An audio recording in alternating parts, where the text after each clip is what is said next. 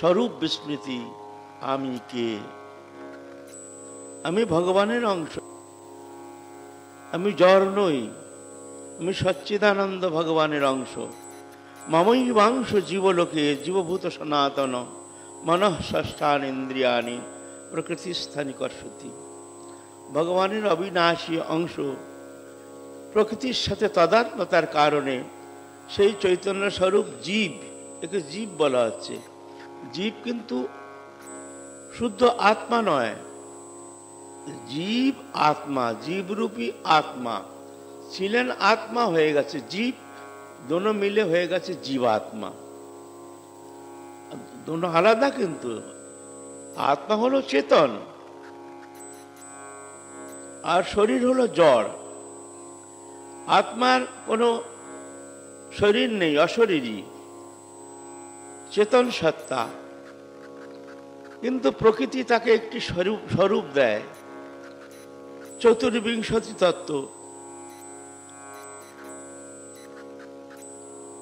5 কর্মেন্দ্রিয়, 5 জ্ঞানেন্দ্রিয়, 10 শব্দ স্পর্শ রূপ রস গন্ধ 15, অগ্নি জল আকাশ বায়ু পৃথিবী 20, মন বুদ্ধি চিত্ত অহংকার 24। এই 24 তত্ত্ব নিয়ে জীব চৈতন্য সত্তা, জীবাত্মা, জীবরূপী আত্মা। এর সংজ্ঞা দিচ্ছেন, জীবের সংজ্ঞা দিচ্ছেন শ্রীমদ্ ভাগবতে।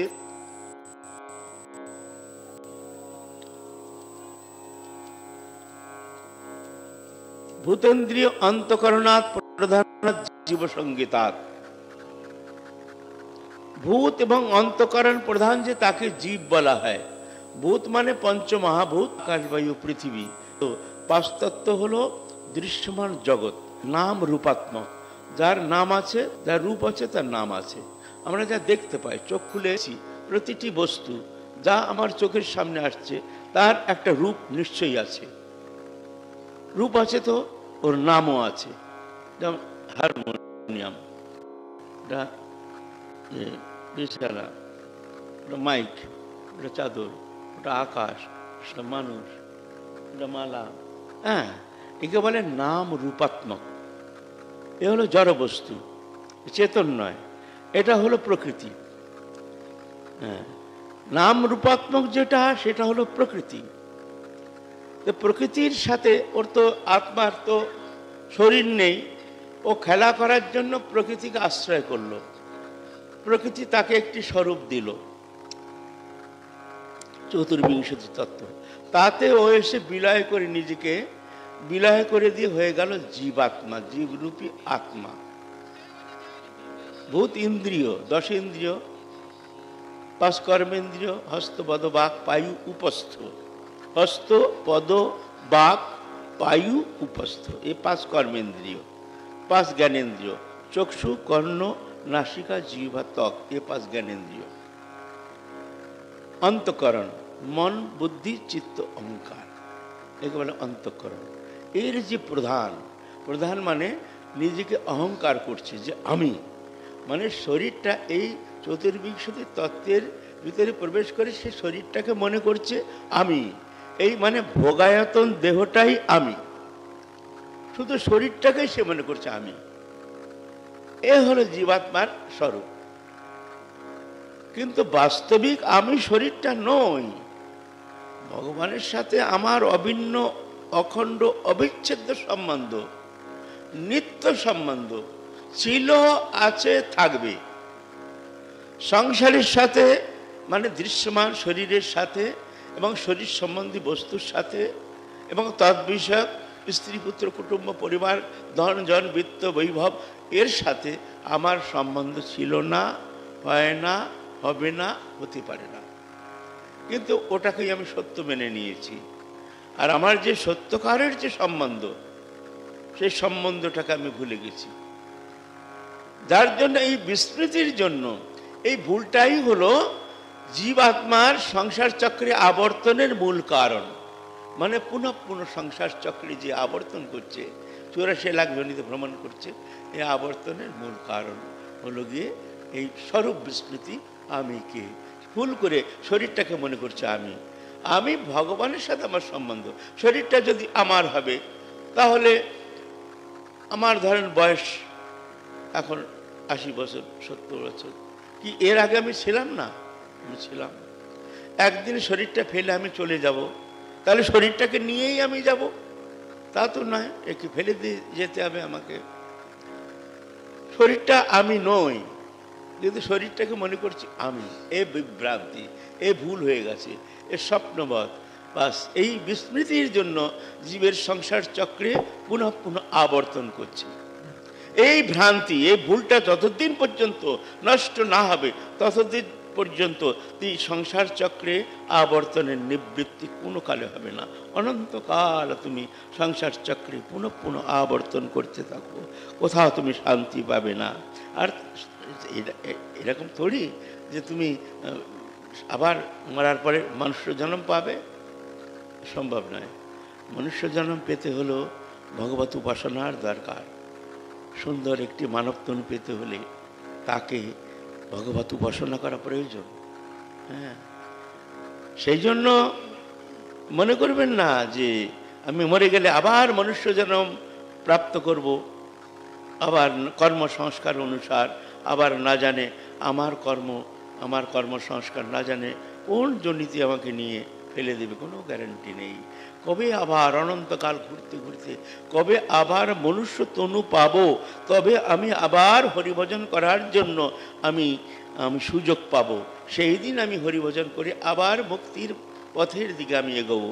কিন্তু সে হবে না, কারণ এই জন্মেই আপনি ভজন করেননি, আবার পরে আপনি জন্ম নিয়ে ভজন করবেন, তা হয় নাই, কখনো কখনো হবে না। কারণ এই জন্মেই আপনার ভজনের স্পৃহা নেই, এই জন্মেই আপনার এই দুঃখ থেকে নিবৃত্তির জন্য আপনার ভিতরে কোনো স্পৃহা নেই। আর এরপরে জন্ম নিয়ে আবার থোড়ি আপনি জন্ম নেবেন, ভজন করবেন। জন্ম নিয়ে আচ্ছা নিলেনই, জন্ম নিলে হবে কি? জন্ম নিলেই কি আপনার ভজনের স্পৃহা থোড়ি হবে? পূর্বজন্মের যদি সেই সংস্কার না থাকে, তবে থোড়ি আপনি ভজন করার মতো প্রবৃত্তি থোড়ি হবে। আবার সেই ভোগ বৃত্তি এসে আবার আপনার জীবন ধারা সেই ভোগের পিছিয়েই আপনার সমস্ত কর্মচেষ্টা, সমস্ত আগ্রহ হবে আবার সেরকমই। কখনই হতে পারে না, এই ভোগবৃত্তির নিবৃত্তি হবে না। সেই জন্য এই মনুষ্য শরীর থাকতে থাকতে হরিভজন করতেই হবে, এর কোনো অপশন নেই, কোনো অপশন নেই।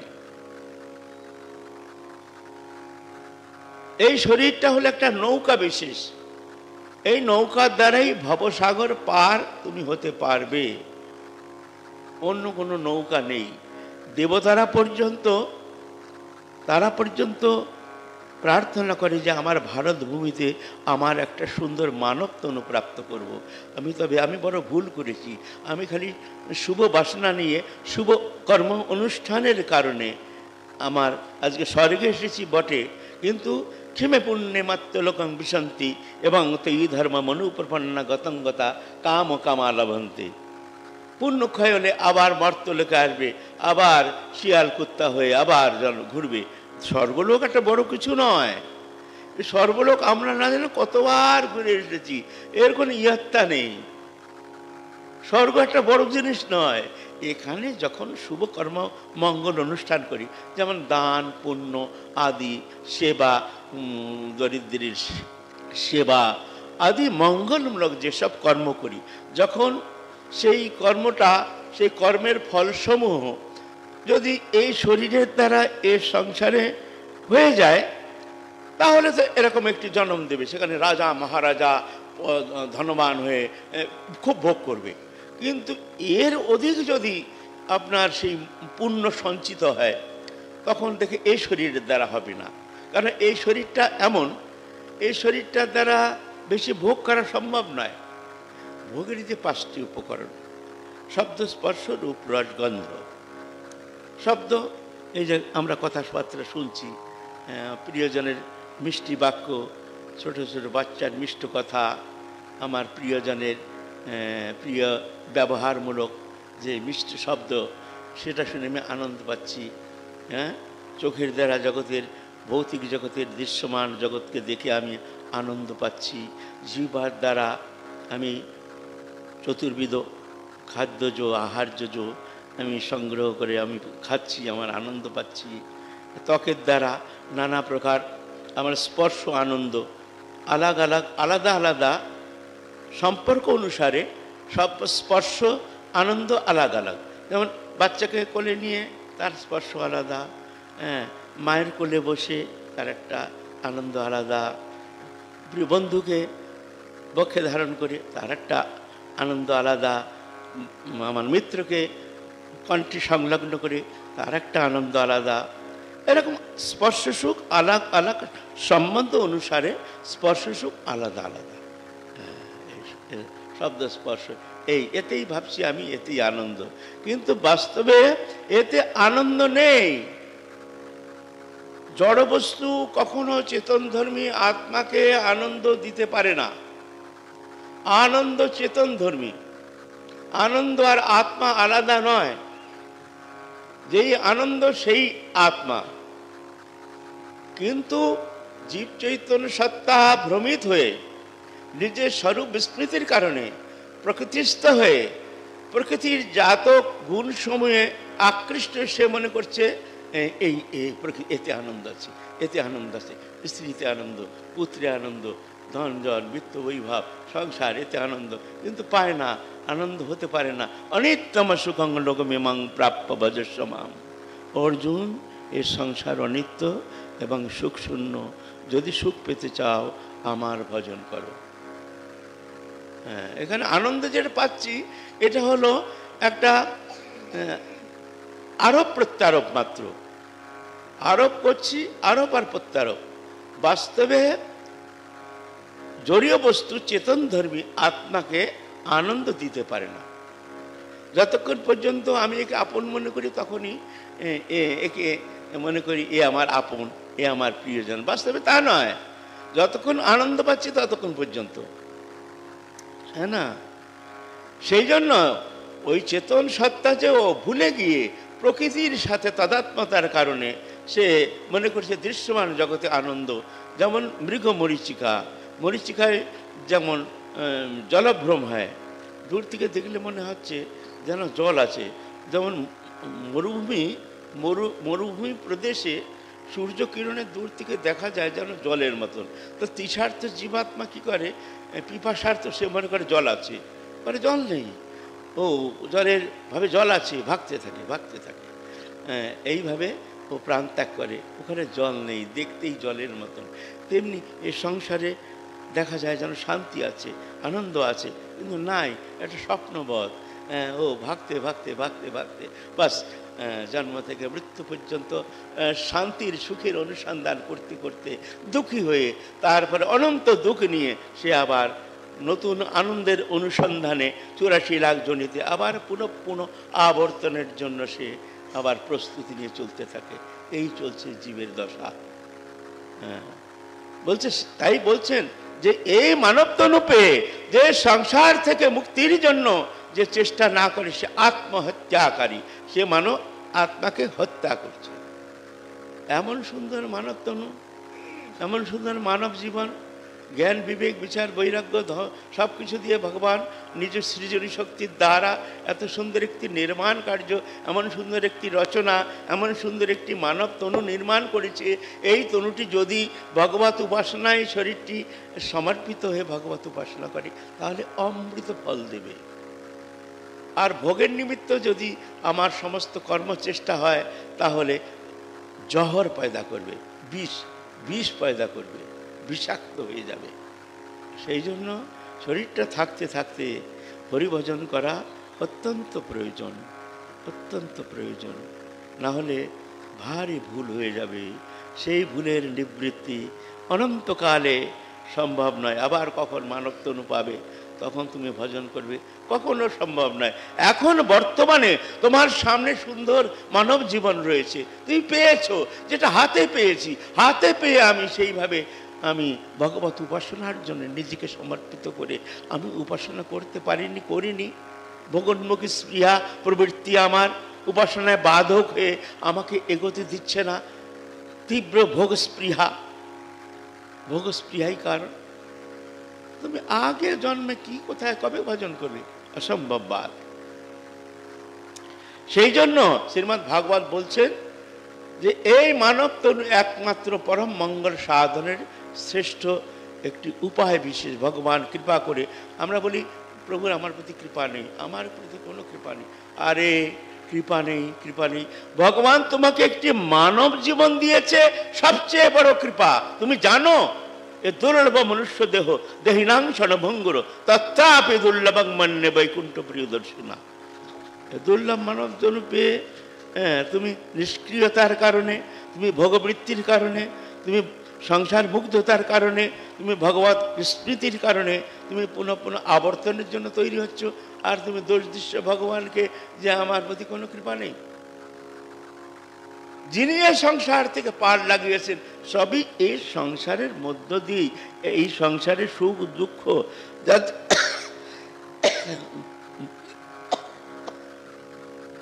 দুঃখ দারিদ্র আদি এর মধ্যে দিয়েই পার লাগিয়েছেন। কারোর জন্য আলাদা সংসার তৈরি হয়নি। যারা যারা এই সংসারে এসে, যেমন আমাদের পূর্বজ যারা ভগবত প্রাপ্তি করেছেন, যেমন আমার গুরুদেব যেভাবে ভগবত প্রাপ্তি করেছেন, এইভাবেই তো তারা সংসারের মধ্যে দিয়ে প্রাপ্তি করেছেন। তিনি পুত্র ছিল, পরিবার ছিল, সব কিছু পরিত্যাগ করে তিনি এমনভাবে নিজেকে ভগবত চরণ সমর্পিত করে, এমন অতি অল্প সময়ে রাধারানীর সাক্ষাৎ দর্শন করে তিনি, যদিও তিনি ভগবত নির্দিষ্ট পুরুষ ছিলেন, তিনি সাধারণ জীবকোটি নয়, যাই হোক তিনি পেয়েছেন, তাহলে আমরা কেন পাবো না? ভগবানের কাছে তো কোনো পক্ষপাত নেই যে একজনের জন্য খুব কৃপা আর একজনের জন্য কোনো কৃপা নেই, এটা হয় না।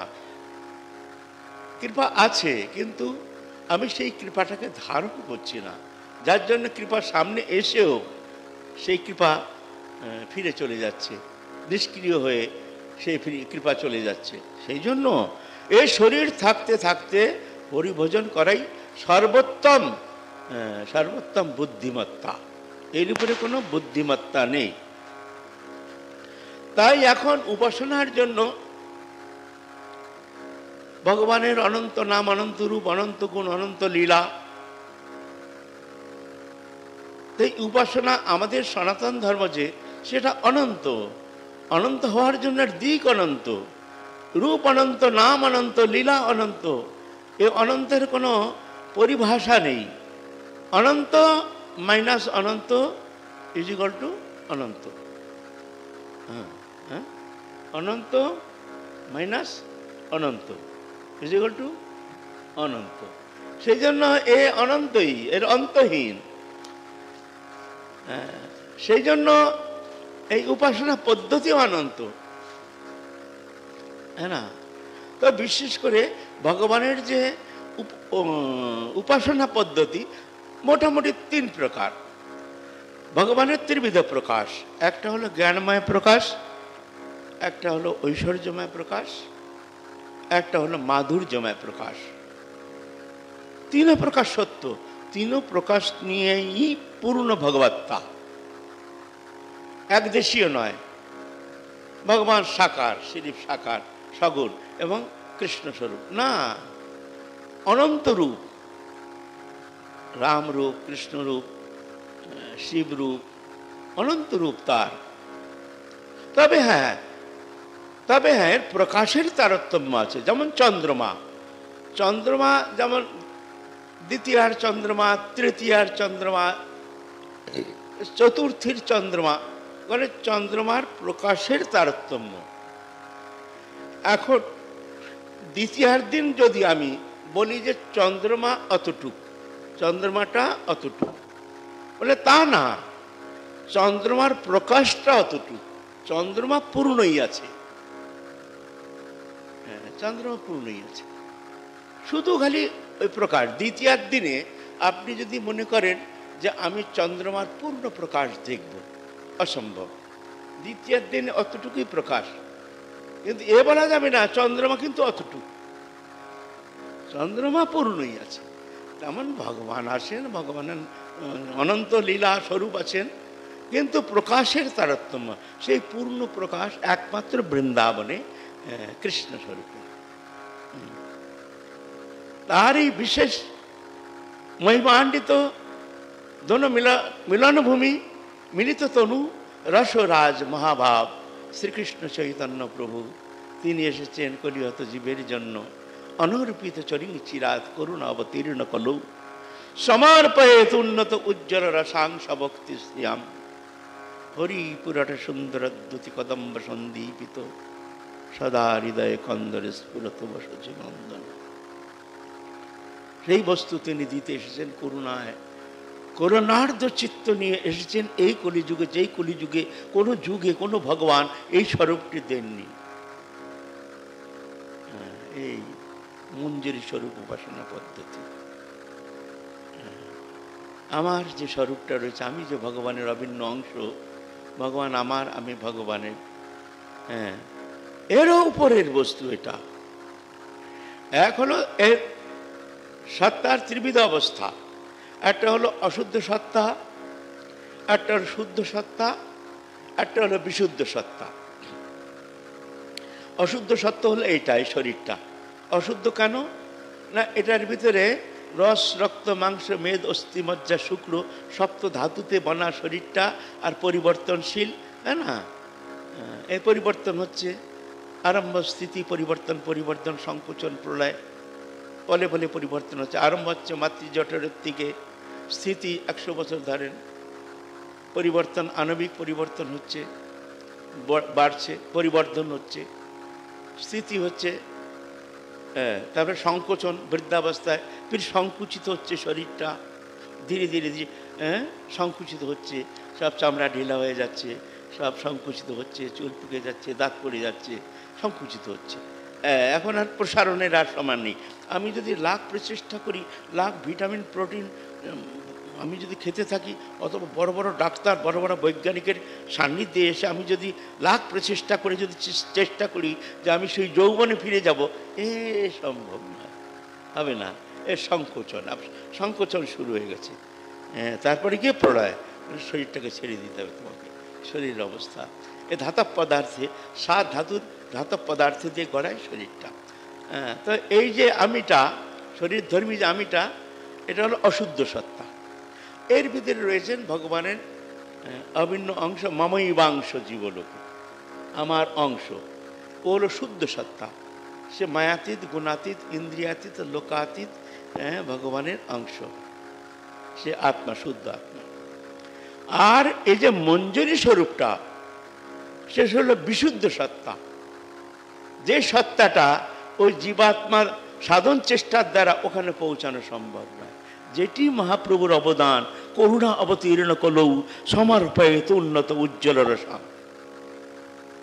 করুণা করে যে বস্তু দেবার জন্য মহাপ্রভু এই কলিযুগে অবতীর্ণ হয়েছেন, সমর্পয়েত, অর্পণ করার জন্য, উন্নত উজ্জ্বল রসাম।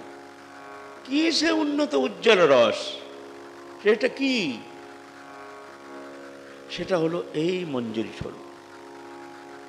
যে স্বরূপটা দিচ্ছেন, এটা রাধারানীর কৃপাপুষ্ট। আর রাধারানী হলেন গিয়ে মহাভাবময়ী রাধারানী। আমাদের সাধন চেষ্টার দ্বারা কত দূর যেতে পারি এই শরীরে? শ্রদ্ধা, সাধুসঙ্গ, ভজনের ক্রিয়া, অনর্থ নিবৃত্তি, নিষ্ঠা, রুচি, আসক্তি, ভাব, প্রেম, এ পর্যন্ত আমরা যেতে পারি। এর উপরে যাবে না এই শরীরটা, সম্ভব নয়। প্রেমের স্তরে গিয়ে জীবের যে বন্ধন দশা, প্রকৃতির সাথে যে তাদাত্মতা ছিন্ন হয়ে যায়, তখন এই চেতন সত্তা এই শরীরের সাথে তাদাত্মতার কারণে শরীরটা আমি, তখন ওই শুদ্ধ সত্তাটা ওই মঞ্জুরি স্বরূপের সাথে তাদাত্ম হয়ে যায়। ওটা কিন্তু সাধারণ শরীর নয়, ওটা বিশুদ্ধ সত্তা। অশুদ্ধ সত্য, শুদ্ধ সত্য, বিশুদ্ধ সত্য। ওই বিশুদ্ধ সত্যটা জীব চৈতন্য সত্তায় নেই। ওটা রাধারানীর কৃপাপুষ্ট, রাধারানীর অনুগৃহীত, ওটাই মহাপ্রভুর অবদান, অনর্পিত না অর্পিত, কখনো দেয়নি কোনো যুগে। সেখানে গিয়ে এই যে আমরা প্রেম পর্যন্ত এই চৈতন্য সত্তা সাধনের দ্বারা ওখানে পৌঁছতে পারি। যেখানে প্রেম মানে যেখানে গেলে আর তার সংসারের থেকে পূর্ণভাবে নিবৃত্ত হয়ে তার যে জড়চেতন গ্রন্থি থেকে মুক্ত হয়ে যায়। মুক্ত হয়ে গেলে তখন সে নিজের স্বরূপে স্থিত হয়ে যায়। এরপরে কিন্তু আরো কতগুলো অবস্থা আছে। স্নেহ, মান, প্রণয়, রাগ, অনুরাগ, ভাব, মহাভাব, এই কতগুলো অবস্থা আছে। এটা জড়জগতের সাধন ক্রিয়া নয়। হ্যাঁ, এটা জড়জগতের সাধন পদ্ধতি নয়। তারপরে ওই আত্মাটা ওই চিৎ জগতে, ওখানে যেখানে রাধাকৃষ্ণ যুগল লীলা করছেন কোনো ব্রহ্মাণ্ডে, ওই লীলা হচ্ছে, অহর্নিশ ওই লীলাটা চলছে। অনন্ত কোটি ব্রহ্মাণ্ড, তার ভিতরে কোনো ব্রহ্মাণ্ডে এখনো ওই ব্রজলীলা সব লীলা চলছে। ওই চেতন সত্তাটা ওই স্বরূপ নিয়ে সেখানে যাবে, সেই যেখানে রাধাকৃষ্ণ যুগল লীলা বিলাস করছেন, ভৌম লীলা করছেন, সেখানে কোনো গোপী গর্ভে জন্ম নিয়ে সেখানে সখী সহচরী ললিতা বিশাখা আদির রাধারানীর স্নেহ সান্নিধ্যে থেকে তিনি এই ভাবগুলো পুষ্ট হবে। স্নেহ, মান, প্রণয়, এক ক্লাস, রাগ, অনুরাগ, ভাব, মহাভাব। এটা কীরকম? যেমন ধরেন আমরা এখানে আমাদের ভারতীয় শিক্ষা পদ্ধতিতে এক স্থিতি পর্যন্ত আমরা শিক্ষা লাভ করতে পারি। যেমন ইঞ্জিনিয়ারিং কোর্স, এখন ইঞ্জিনিয়ারিং কোর্স এখানে 6 বছরের পর্যন্ত গ্র্যাজুয়েশন। হ্যাঁ, এই গ্র্যাজুয়েশন এখানে 6 ইয়ার্স কোর্স। আপনার যদি হায়ার ইঞ্জিনিয়ারিং এডুকেশন নিতে হয় তাহলে আপনাকে জার্মান যেতে হবে। জার্মানি হলো 18 বছরের কোর্স, এর চেয়ে উপরে। সেজন্য হায়ার এডুকেশন নেওয়ার জন্য তাকে বিদেশে যেতে হয়, সেখান থেকে সেই শিক্ষা লাভ করে তখন সে বড় কোয়ালিফাইড হয়ে যায়। তেমনি ওটা হায়ার এডুকেশন, এই এডুকেশনটা এখানে সমাপ্ত। মানে এই শরীরের দ্বারা এখানে এই এডুকেশন এতটুকু পর্যন্ত তুমি প্রেম পর্যন্ত প্রাপ্ত করতে পারো। কিন্তু রাধারানীর সেই মঞ্জুরি স্বরূপের সেবা, যে সেবাটা তুমি প্রাপ্ত করে যেখানে যুগল কিশোরের সেবায় যাবে, সেখানে গেলে তোমাকে আওর হায়ার এডুকেশন নিতে হবে। তখন কি হবে? তখন যোগমায়ার দ্বারা, এখন যে এই শরীরটা মহামায়ার দ্বারা চলছে, আমি যখন মরে যাই তখন কালচক্র আমাকে নিয়ে যায়। এখন কালচক্রের দ্বারা ওটা একটা বিরাট একটা কম্পিউটার, ওটা যেরকম কর্ম করছে সে কর্ম অনুসার কম্পিউটারাইজ হচ্ছে, ওটা ওইভাবেই সে ওইভাবে জন্ম পাচ্ছে। ওটা কালচক্র। ওখানে কিন্তু ভগবান শুধু দ্রষ্টা হয়ে দেখছেন। তানি কর্মাণি ন নিবদ্ধন্তি ধনঞ্জয় উদাসীন বদাসীন অশক্তম তেষু কর্মসু। ভগবান উদাসীন হয়ে সৃষ্টিলীলা দেখছেন। এটা হলো কালচক্রে যাচ্ছে। চক্রটাই ওর নিয়ন্ত্রিত্ব রয়েছে কালচক্রের হাতে। ওখানে কিন্তু ভগবান করছেন না, ভগবান আপনাকে জন্ম দিচ্ছেন না। হ্যাঁ, ভগবান কিছু করছেন না, ভগবান দ্রষ্টা। মায়ার হাতে সঁপে দিয়েছেন। এরা বহির্মুখ জীবের জন্য, উন্মুখ জীবের জন্য নয়। উন্মুখ জীবের জন্য ভগবান নিয়ন্ত্রিত্ব নিচ্ছেন। সেখানে তার জন্মমৃত্যু হচ্ছে, কিন্তু সেটা ওই মহামায়ার মতো নয়, ওটা ভগবানের কর্তৃত্বেই রয়েছেন। হ্যাঁ, কিন্তু এ যে স্বরূপ প্রাপ্ত করে, যে প্রেম প্রাপ্তি করে যে স্থিতি ওই স্বরূপের, সেখানে ওখানে যোগমায়া, যোগমায়ার দ্বারা ওই স্বরূপকে নিয়ে যাচ্ছে। এখানে যেমন জন্ম মৃত্যুটা অত্যন্ত কষ্টদায়ক। মাতৃ জঠরে হেট মুন্ড ঊর্ধ্ব পদ 45 ডিগ্রি অ্যাঙ্গেলে একটা নিষ্পেষিত হচ্ছে একটা ভ্রূণ, অস্থিসন্ধি কিছু নেই, একটা মাংসপিণ্ড, তার একটু সম্প্রসারণের কিঞ্চিত মাত্র কোথাও স্থান নেই। প্রতিনিয়ত এমনভাবে নিষ্পেষিত হচ্ছে, চিন্তার অগম্য, আপনি চিন্তাও করতে পারবেন না। এত কষ্ট না ভূত না ভবিষ্যতি, সব নরকের সাথে শ্রেষ্ঠ নরক মাতৃজঠর। কিন্তু ওখানে ওটা নয়, ওখানে যোগমায়ার দ্বারা যে নিতে হচ্ছে, সেখানে যেখানে কোথায়, যেখানে ভগবান ব্রহ্মলীলা করছেন, সেখানে গোপী গর্ভে, ওটা একটা স্বপ্নের মতন। ওটা কিন্তু মাতৃগর্ভে সে গর্ভযন্ত্রণা ভুগছে না, ওটা একটা ফর্মালিটি। একটা জন্ম নিতে হবে, একটা জন্ম নিলেন, নিয়ে আসলেন সেখানে। এখন ললিতা বিশাখা আদি এনাদের সান্নিধ্যে থেকে রাধারানীর কৃপাপুষ্ট হয়ে ধীরে ধীরে ক্লাসগুলো পার করতে থাকে। শুনে নিন, এসব কথা কেউ বলে না। এসব কথাগুলো এই বৃন্দাবনী কথা, আমাদের এসব কথা হলো আমাদের বৃন্দাবনী রাধারানীর কথা। এখানে কিন্তু যত্রতত্র এসব কথা শুনতে পাবেন না, কিন্তু শুনতে হবে, কেননা আমরা মহাপ্রভুর অনুযায়ী তো। সেই জন্য আমরা যদি না শুনি, আমরা যদি না বুঝি আমার কি প্রাপ্ত বিষয়, আমি কোথায় যেতে চাই, আমার সাধনার অন্তিম পরিণতি কি, কোন দশায় যাব আমি, আমার স্থিতি কোথায়, আমি কোন আনন্দের জন্য আমি অনুসন্ধান করে আমি সেখানে যাওয়ার জন্য চেষ্টা করছি, সেটা যদি আমি জানতেই না পারি আমি কি সাধনা করছি, তা বললে হয়? ভাই আমি যাব এক জায়গায়, তা কোথায় যাচ্ছি, সেই জায়গাটা কীরকম, যেখানে যাব আমি সে জানা দরকার না?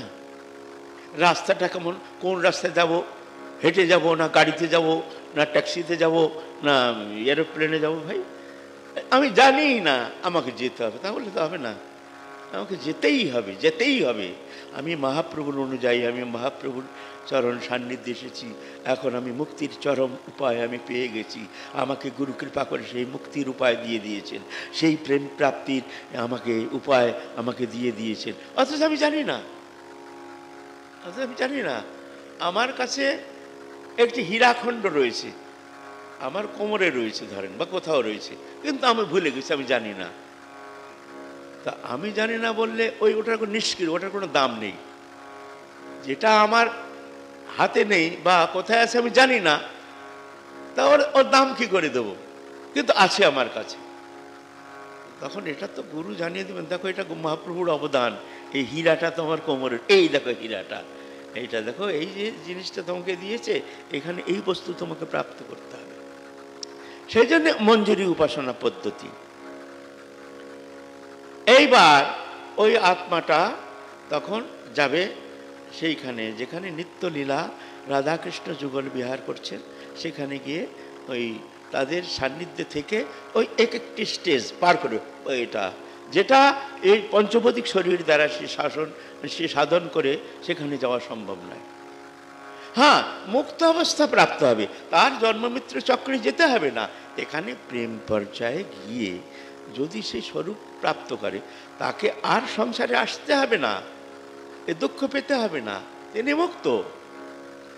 কিন্তু ওই রাধারানীর সেবায় তো আমাকে যেতে হবে না, সেখানের জন্য ওই যে হায়ার এডুকেশন ওখানে নিতে হবে। তখন ওইখানে গিয়ে তাদের সঙ্গে থেকে, রাধারানীর সঙ্গে থেকে, তখন ধীরে ধীরে ধীরে ধীরে ওই দশা স্নেহ একটা ক্লাস, হ্যাঁ, প্রাইমারি, হাই স্কুল, তারপরে ডিগ্রি কোর্স, তারপরে মাস্টার ডিগ্রি, তারপরে MA PhD, দেখো এটা হলো PhD কোর্স।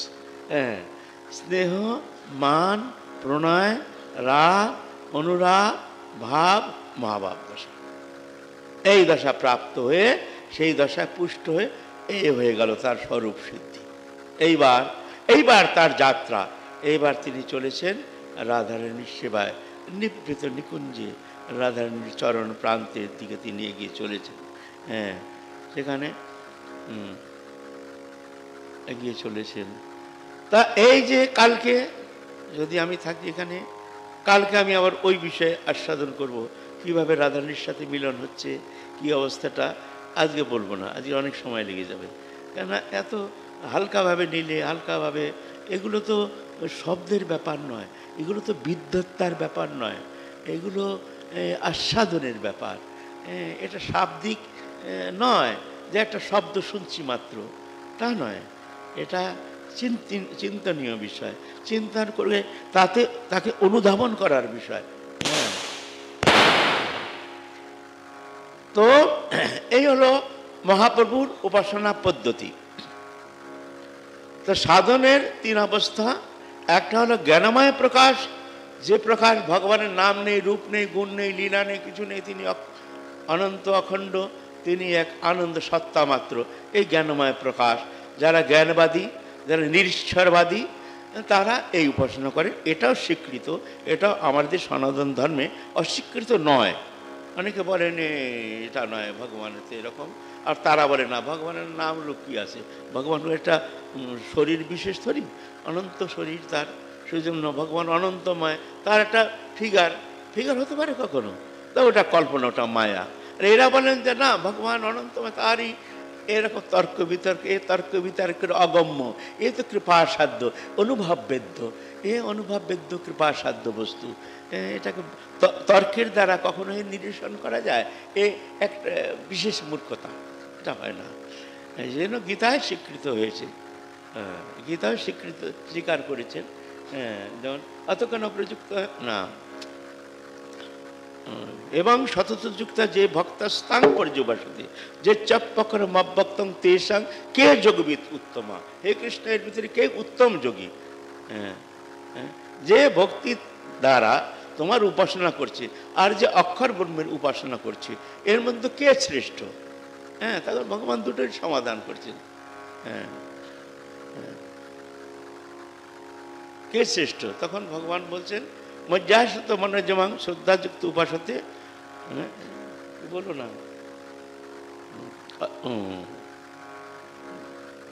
শ্রদ্ধায়া পরপেশাস্তে বেযুক্তোত্তমতা, শ্রদ্ধার সাথে যে আমার উপাসনা করে সে উত্তম।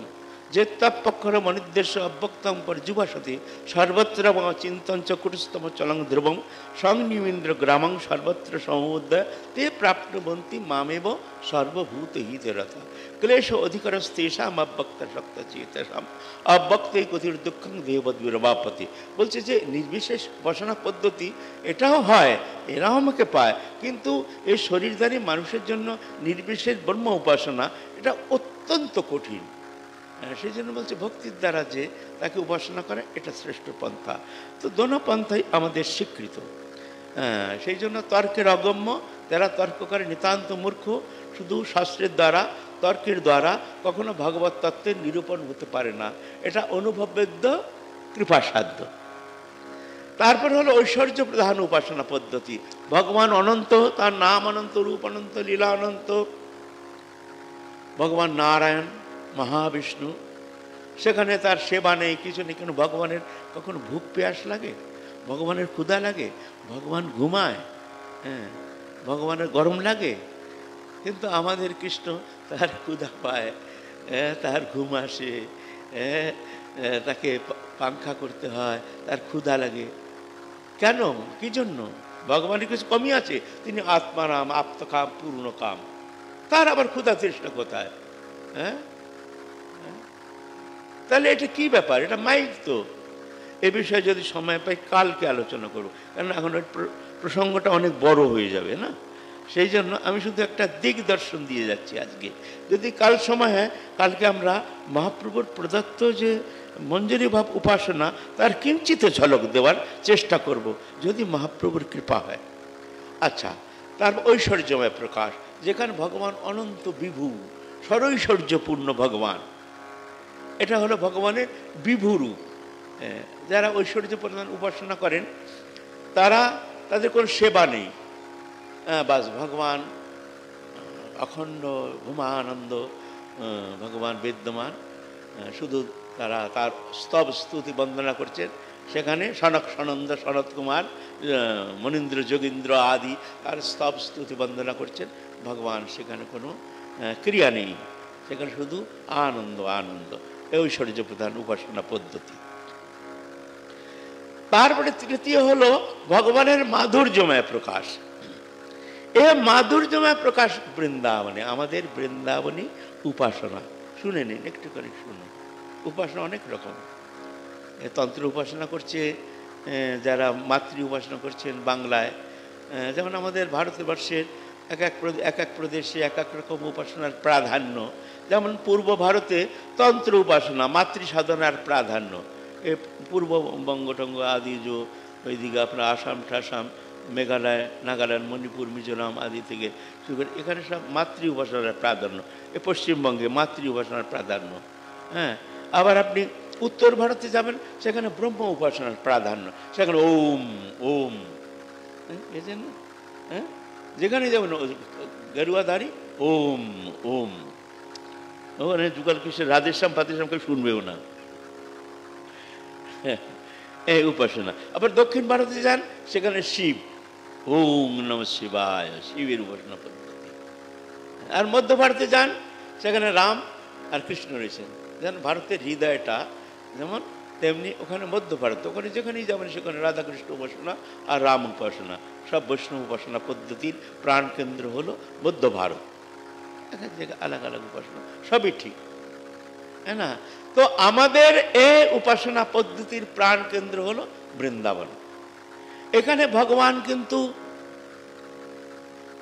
ঈশ্বর নয়, ভগবান একটি সাধারণ মনুষ্যের মতো, সাধারণীকরণ, নরলীলাবত কৈবল্যম। ভগবান একটি সাধারণ মনুষ্যের মতো হয়ে তা ভক্তের সাথে ভগবানের এক তদাত্মতা, এক প্রিয়তা, এক একাত্মতা, এক প্রিয়তম অবস্থা। ভক্ত ভগবানকে ছাড়া থাকতে পারেন না, ভগবানও ভক্তকে ছাড়া থাকতে পারেন না।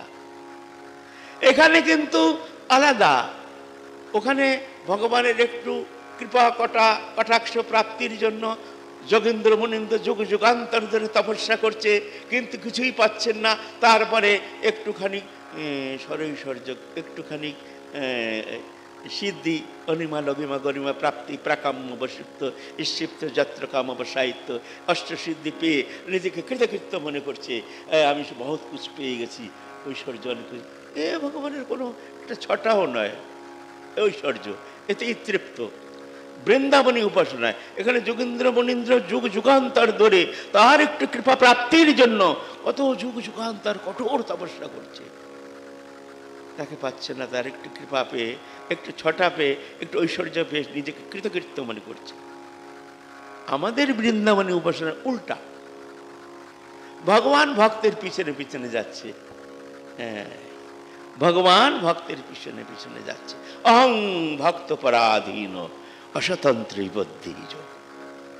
আমি ভক্তের অধীন, ভক্ত আমাকে যেমন ভাবে নাচায় আমি তেমন করে নাচি, ভক্ত আমাকে যখন খাওয়ায় আমি খুব আনন্দ পাই। হ্যাঁ, ভক্ত যা কিছু করে, ভক্তের ইচ্ছা, ভক্ত যেভাবে চায় আমি সেভাবেই আমি তার পিছন পিছন চলি।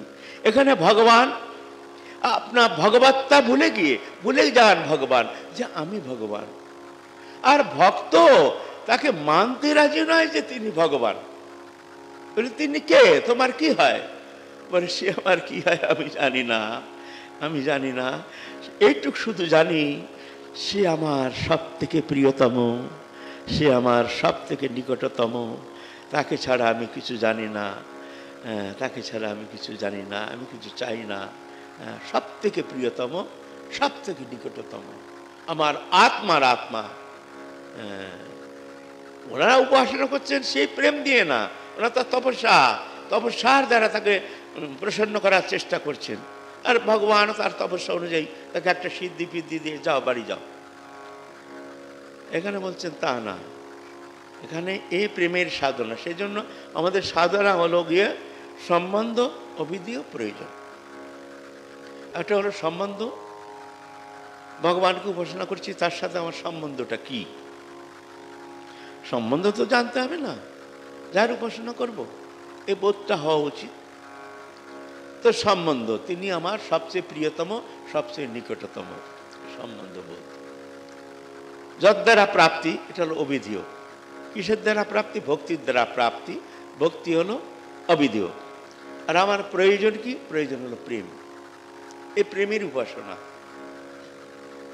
কেননা প্রেম না পেলে ভগবানকে বাধা যায় না। ভগবানের একটা দুর্বলতা আপনারা জানেন, ভগবান অনন্ত বিভু সরৈশ্বর্যপূর্ণ ভগবান, হ্যাঁ, অনন্ত কোটি ব্রহ্মাণ্ড নায়ক, অখিল রসামৃত সিন্ধু, হ্যাঁ, কর্তুম অকর্তুম অন্যথা কর্তুম। সেই ভগবানের দুর্বলতা, উইক পয়েন্ট আপনারা জানেন।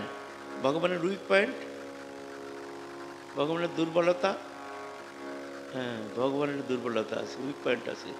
ওটাকে টিপে ধরে ভক্তরা জানে, ওই উইক পয়েন্টটাকে টিপে ধরে। হ্যাঁ, তুমি যাবে কোথায়? হ্যাঁ, সেটা হলো ভক্তবশ্যতা। ভগবান প্রেমে এমনভাবে অভিভূত হয়ে যান, ভক্তের প্রেমে সে ভগবত্তা ভুলে গিয়ে তার পিছন পিছন অনুগমন করতে থাকেন। ভগবান ভুলে যান আমি ভগবান, ভগবান ভুলে যান ভগবত্তা। সেই জন্য আমাদের সাধনার প্রাণ কেন্দ্র হলো গিয়ে প্রেম। সেই প্রেমটা কি? এই জাগতিক প্রেম নয়, সেই দিব্য প্রেম, লোকাতীত, মায়াতীত, ইন্দ্রিয়াতীত, গুণাতীত, সে দিব্য শুদ্ধ সত্য আনন্দময় ভগবানের দিব্য প্রকাশের যে অবস্থা, সেটা হলো গিয়ে ওই প্রেম। ওই প্রেমটা একমাত্র রাধানের কৃপা ছাড়া পাওয়া যায় না। ওই প্রেমটা বলে কেন, প্রেমটা কেন বলছেন, দেখো একটা ধিংড়া গরু, বেশ খুব একটা ধিংড়া গরু আছে, হ্যাঁ না, বা ষাঁড় আছে। এখন ষাঁড়টার গলায় দড়ি বাঁধা, এখন ও হঠাৎ খুঁটো তুলে নিয়ে ভাগছে।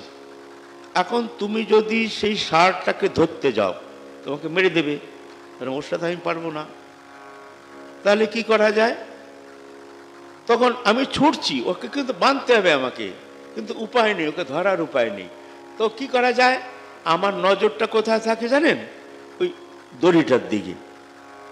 ও চলছে, কিন্তু আমি দেখছি ওই দড়িটা কোথায় গেল, দড়িটা কোথায়, কেন বলে ওকে তো আমি ধরতে পারবো না, ওকে বাঁধতে পারবো না। কি করবো? দড়িটা যদি একবার হাতে এসে যায় না, পট করে একটা গাছের সাথে জড়িয়ে দিলাম, ব্যাস বাস হয়ে গেল, গরু শান্ত, হ্যাঁ না? তেমনি ভক্ত তো চালাক, তো ভগবানের ভক্ত তেমনি চালাক। হ্যাঁ, তিনি কি করেন? ওই দড়িটা মানে প্রেমরূপ রজ্জুতে ভগবান আবদ্ধ, প্রেমরূপ রজ্জুতে বাঁধা, ওটা হলো ভগবানের উইক পয়েন্ট। ভক্ত ওই রজ্জুটা হাতে পেতে যায়, ওটা যদি হাতে আসে তাহলে ভগবান বাস বাস, আমার ভগবানের পিছে ছুটতে হবে না, ভগবান তখন আমার পিছে পিছে ছুটবেন। হ্যাঁ, ভগবান বেঁধে যাবেন।